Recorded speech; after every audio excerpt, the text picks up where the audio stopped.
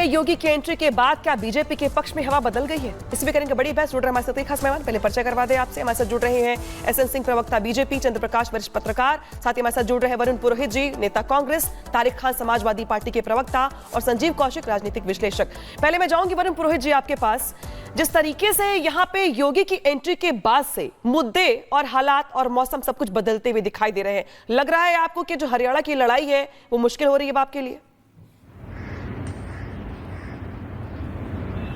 अनामिका जी, जिस आदमी का उत्तर प्रदेश में ही अस्तित्व खतरे में है उसको आप हरियाणा भेज के, बीजेपी ने तो सुसाइडल अटेम्प्ट किया है। वहां पे हवा चल रही है कांग्रेस पार्टी की, लोग इनके खिलाफ, किसान इनके खिलाफ। योगी आदित्यनाथ, मैं तो शुरू से कह रहा हूँ, सुरजेवाला ने तो आज कहा है यूपी को ब्रह्म हत्या प्रदेश बना दिया। ब्राह्मणों पर जितना अत्याचार है योगी आदित्यनाथ के समय वो कहीं हो नहीं रहा। उसके आज जो जिस आदमी का बिल्कुल नेगेटिव हो चुका सिस्टम, पॉलिटिकल सिस्टम, जिसका इंप्रेशन खत्म हो चुका, मुझे आप बताओ योगी आदित्यनाथ ने पिछले 10 साल में कौन सा चुनाव जीता दिया?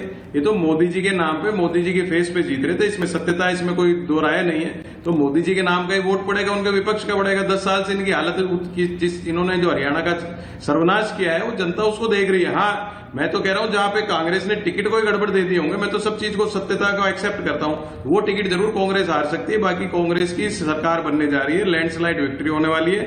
और ये योगी आदित्यनाथ को तो क्यों भेज रहे हैं मेरे समझ में नहीं आ रहा है। इनके पास क्योंकि ट्रैक रिकॉर्ड ये कहता है योगी आदित्यनाथ का कि वो जिस भी प्रदेश में चुनाव प्रचार के लिए जाते हैं वहां पर सीटों में इजाफा होता है बीजेपी की। ये ट्रैक रिकॉर्ड कहता है योगी आदित्यनाथ का। मैं आंकड़े रख दूंगी आपके सामने। एसएन जी, पहले जवाब दीजिए इनका, क्योंकि जिस तरीके से योगी की एंट्री के बाद से जो नेता है बीजेपी के वो भी उत्साह में दिखाई दे रहे हैं। लग रहा है आपको कि जो हरियाणा आपके लिए थोड़ी मुश्किल हो रही थी, कुछ मुद्दों को लेकर बैकफुट पर थी बीजेपी, अब फ्रंट फुट पे आ गई है? देखिए, वरुण जी ने बड़ी सुंदर बात कही और अच्छी बात कहना चाहिए, मैं समर्थन करता हूँ। वरुण जी ने कहा कि मोदी जी के नाते चुनाव बीजेपी हरियाणा में जीत रही है, अच्छी बात। मोदी जी हमारे सबसे वरिष्ठ नेता, मोदी जी देश के प्रधानमंत्री हैं और मोदी जी के ही नेतृत्व में सभी लोग कार्य कर रहे हैं। ऑलरेडी योगी जी भी मोदी जी के नेतृत्व में वहां पे जा रहे हैं। तो वरुण पुरोहित जी ने जो एक्सेप्ट किया, हम भूल स्वागत करते हैं और समर्थन करते हैं वरुण पुरोहित जी की बात की। लेकिन वरुण जी इस चीज को जान नहीं पाए कि वो कहे कि योगी जी तो उत्तर प्रदेश में 37 साल का इतिहास अगर कोई बदलता है तो यही विकासवादी सरकार बदलती है, भारतीय जनता पार्टी की सरकार बदलती है और योगी जी के नेतृत्व में बदलती है। नहीं तो 37 साल से जितनी सरकारें थी वो मुंह के बल गिर जाती थी, उनका पैर ऊपर हो जाता था। लेकिन भारतीय जनता पार्टी की सरकार ने जो विकास का कार्य किया, राष्ट्रवाद का अलग जगाया योगी जी के नेतृत्व में, आज उसका परिणाम है कि उत्तर प्रदेश के परिणाम सार्थक और सुंदर और 50 चुनाव भारतीय जनता पार्टी के पक्ष में। अब रही बात हरियाणा की, क्या हरियाणा के लोग तो राष्ट्रवादी हैं भाई, हरियाणा के लोग राष्ट्रभक्त हैं, हरियाणा के लोग गौ रक्षक है, हरियाणा के लोग भारत से प्रेम करने वाले, और हरियाणा के लोग जानते हैं कि जो कांग्रेस के प्रवक्ता बैठे हैं ना, ये लोग केवल कुर्सी की बात करते हैं और जब कुर्सी मिल जाती है तो कोई कार्य नहीं करते हैं। परिणाम हिमाचल में दिख रहा, परिणाम कर्नाटक में दिख रहा।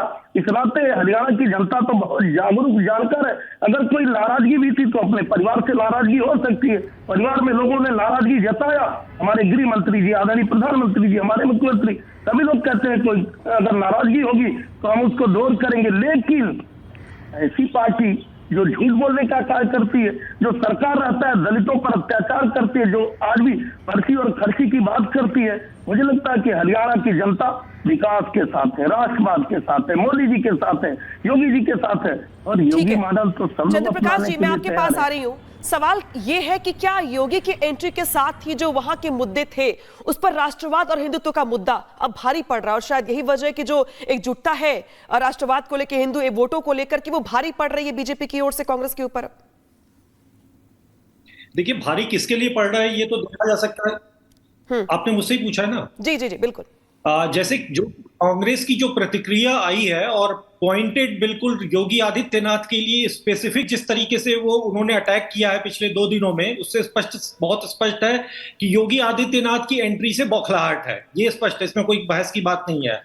दूसरी बात यह कि सुरजेवाला जो ब्राह्मण होने का सर्टिफिकेट देते थे कि जनेऊधारी और ये सब जो जिन्होंने ब्राह्मणों का सर्टिफिकेशन एजेंसी खोल रखी है, वो बता रहे हैं कि चुन चुन के ब्राह्मणों को मारा जा रहा है उत्तर प्रदेश में। हाँ। किन ब्राह्मणों को चुन चुन के मारा गया है? ये बिल्कुल वही Rahul Gandhi school of leadership की का तरीका है कि कुछ भी बोल दो और भाग जाओ, कुछ भी बोल दो, कुछ भी कर दो, कुछ भी, आपकी कोई अकाउंटेबिलिटी नहीं है। हरियाणा जो है वो वहां की राजनीति में इस तरीके की जातिवाद को इस तरीके से लाना ये बता रहा है कि कांग्रेस कहीं ना कहीं ये देख रही है कि उसके पिच, उसकी जमीन जो बनाए शुरू में जो एक गुब्बारा फुलाया गया था वो पिचक रहा है। राजनीतिक रूप से कम कांग्रेस की बॉडी लैंग्वेज ये बता रही है। संजीव कौशिक जी, ये जातिवाद का एंगल डाल देना, ब्राह्मण बताना, ब्राह्मणों की राजनीतिक हत्या करके अपना अस्तित्व बचाए रखना, ऐसे बयान देना, लगता है कि कांग्रेस अब जातिवाद के एंगल पे जो डालना चाह रही थी हरियाणा के चुनाव को, योगी आदित्यनाथ की एंट्री के बाद से वो माहौल बदल गया। और चूंकि पहले तो दिख रहा था कि जैसे आम आदमी पार्टी भी है, कांग्रेस भी है, जेजेपी है, बाकी अलग अलग पॉलिटिकल पार्टीज भी, लेकिन अब तो लड़ाई लग रही है जैसे बीजेपी कांग्रेस के बीच है। और योगी की एंट्री के बाद से ये जो लड़ाई भी वो भी बहुत सिचुएट हो गई है और भारी पड़ रही बीजेपी वहां पे। योगी की एंट्री के बाद की बात कर रही हूं मैं। अनामिका, योगी जी और भारतीय जनता पार्टी के काम करने की जो नीति है और शैली है, जिसके बारे में कहा जा रहा है कि उनकी एंट्री के बाद में हड़कंप मच गया है, 3 दिन, आज से लेकर पिछले 3 दिन की अदालती कार्रवाई का एक खाका आपके सामने रख रहे हैं। आज ही कहा गया है कि किसी भी आरोपी के हो जाने की वजह से आप उसके घर को नहीं तोड़ सकते हैं, वैमनस्यता के भाव से आप इस तरह की कार्रवाई नहीं कर सकते हैं। फैसला आने वाला है, रिजर्व रख लिया गया है। कल फैसला आया कि भगवान तिरुपति मंदिर के अंदर जो लड्डू बन रहा था उसमें ऐसा कोई साक्ष्य नहीं मिला जिसमें चर्बी और मछली का तेल मिला हो। फैसला उस पर भी सुरक्षित है, सुनवाई अभी जारी है। भारतीय जनता पार्टी की कलई वहां भी उतर गई। और उसके एक दिन पहले देश के वित्त मंत्री के ऊपर एफआईआर दर्ज करने का अदालती कार्रवाई ने एक आदेश दिया था। यह है भारतीय जनता पार्टी का सही और सच्चा रूप, यही है। कितना दिन तक लोगों को बरगलाते हैं। चुनाव से क्या लेना देना? हरियाणा के चुनाव, हरियाणा का चुनाव। हाँ, हरियाणा के चुनाव पे अब आते हैं। अब आपको यदि ये लगता है कि उत्तर प्रदेश को नजीर बना करके उत्तर प्रदेश के पूरे सिस्टम को पूरे हिंदुस्तान में लागू कर देंगे, तो यही है उत्तर प्रदेश का वो नजीर जहां बेरोजगारी चरम पे है। आप हरियाणा की बात कर रही हैं, हरियाणा में आपसे नौजवान सवाल पूछ रहे हैं, किसान आपसे सवाल पूछ रहे हैं, आपसे पहलवान सवाल पूछ रहे हैं, नजरें नहीं मिला पा रहे हैं हरियाणा के लोगों से, और आप कह रहे हैं कि हरियाणा में बदलाव लाने की बात कर रहे हैं। हरियाणा के लोग इस बार तत्पर हैं और वो मुकम्मल आपको जवाब देंगे। ये नहीं चलेगा। आप बरगलाएंगे केवल धर्म के नाम पर, जाति के नाम पे आप बरगलाते रहेंगे। हिंदुस्तान की जनता ये नहीं चाहती। ठीक है, तारिक जी मैं आपके पास आ रही हूँ। तारिक जी मैं आपके पास आ रही हूँ क्योंकि अभी तक मैं उनके पास नहीं जा पाई हूँ। समाजवादी पार्टी जो हर बात को जातिवाद से जोड़ देती है, लेकिन हरियाणा के चुनाव में तो जो मुद्दा है पलट रहा है, क्योंकि वहां जाति का एंगल जो डालने की कोशिश कर रहे थे रणदीप सुरजेवाला, वो तो पलट रहा है योगी की एंट्री के बाद से। क्योंकि अब तक योगी आदित्यनाथ की ओर से 3 दौरे किए गए हैं और 20 सीटों को कवर किया गया है। ऐसा लग रहा है जैसे कि जो पहले कांग्रेस फ्रंट फुट पे नहीं जा पा रही थी या बीजेपी फ्रंट फुट पे नहीं जा पा रही थी, माफ कीजिएगा, अब योगी की एंट्री के बाद से थोड़ा मोरल बूस्टअप हुआ है और जो लड़ाई है वो सीधी हो गई है बीजेपी कांग्रेस के बीच में। कर्नाटका में योगी साहब ने 7-8 डिस्ट्रिक्ट कवर किए थे, कई रैलियां की थी।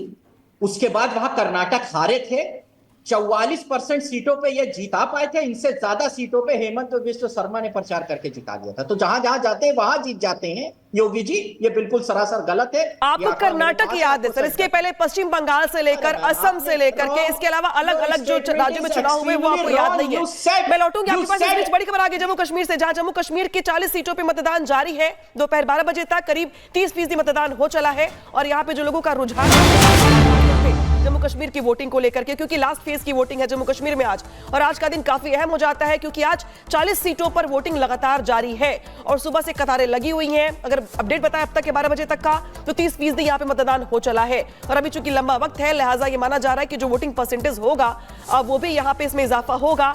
3rd फेज की वोटिंग यहां पर हुई है और हर बार पीएम मोदी की ओर से अपील की जा रही है वहां की जनता से कि लोग घरों से बाहर निकले, अपना मतदान का जो अधिकार है उसका इस्तेमाल करें। घाटी में इस बार बड़े बड़े वादे किए गए हैं, बीजेपी की ओर से भी, कांग्रेस की ओर से भी, एनसीपी की ओर से भी।